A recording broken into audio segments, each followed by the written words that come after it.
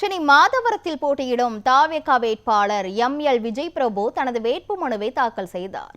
மாதவரம் வருவாய் கோட்டாட்சியர் அலுவலகத்திற்கு ஆதரவு கட்சி நிர்வாகிகள் மற்றும் ஆயிரக்கணக்கான தொண்டர்களுடன் உற்சாகமாக வந்த விஜய் பிரபு தேர்தல் அதிகாரியிடம் தனது வேட்புமனுவை சமர்ப்பித்தார். இதனையடுத்து காரில் சென்று வாக்கு சேகரிப்பில் ஈடுபட்டார். தாவேகா வேட்பாளர் விஜய் பிரபுவுக்கு ஏராளமான கட்சியினர் மலர் தூவியும் மாலை அணிவித்தும் உற்சாக வரவேற்பு அளித்தனர்.